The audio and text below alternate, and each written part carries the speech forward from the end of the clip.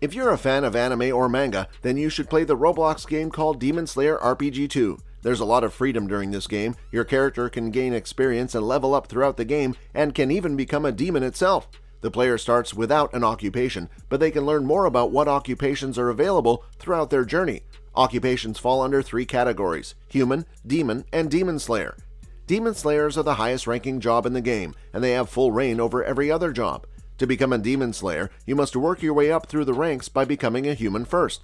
The process takes about 10 levels. On top of human occupations, there are also demon occupations that allow players to become demons themselves. What's cool is that if you play long enough, you can be both a human and a demon at different points in time.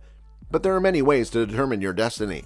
There are 8 different breathing styles, and each corresponds to a particular elemental skill that a player can obtain. You will have to uncover each element's location to unlock it for your character.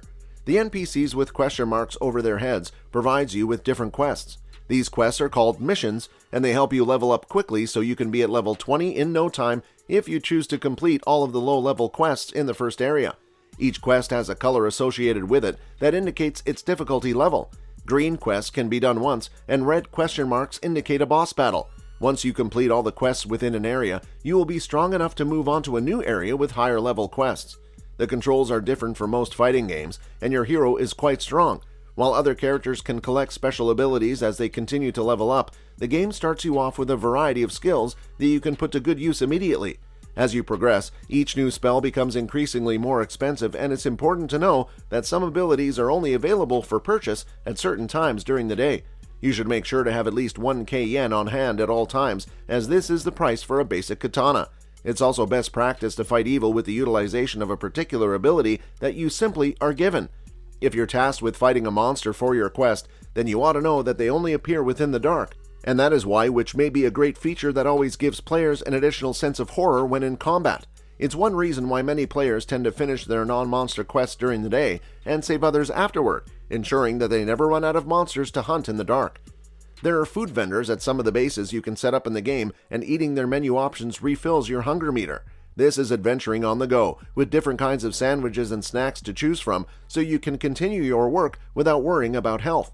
The best idea is to always keep an eye on this bar, as it can be tricky for newer adventurers who may not yet realize how important staying fed is. Also, food tends to be quite affordable, so even if you temporarily run low on cash because you bought a pricey item from another vendor, you can always hit one of the food stalls up and pick something tasty up for less than 100 gold pieces. Playing the game involves basic analog combat, but there are some techniques you can use to give yourself an edge over your opponent easily. The best skill you can develop is being able to make quick decisions before the action gets started. In other words, pre-swing so that your katana is already in motion before the enemy appears on screen and you're in range of their weapon. While this takes a moment from when the round begins to when it's your turn again, it's long enough for you to get a lot of free hits in until the enemy can block. This doesn't mean you should let up at all though, as one wrong move could allow them to attack right back and end up having just taken damage as well as giving away that valuable first hit. The longer you stay within the game, the more breaths or stamina you'll have at your disposal. Throughout the turns during which your character is attacking or defending, there are 3 different levels of depth to which you'll perform a breath.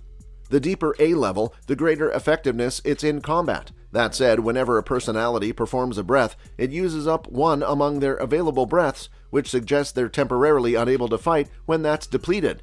You begin off with only 1 breath slot, and at level 99, you'll unlock your 3rd and final slot, which is reserved for super special moves thrown into combat during those times where an additional special ability would benefit the player greatly, like helping them shake a particularly difficult situation or using it to show away damaging blows intended for friendly players who need help instead.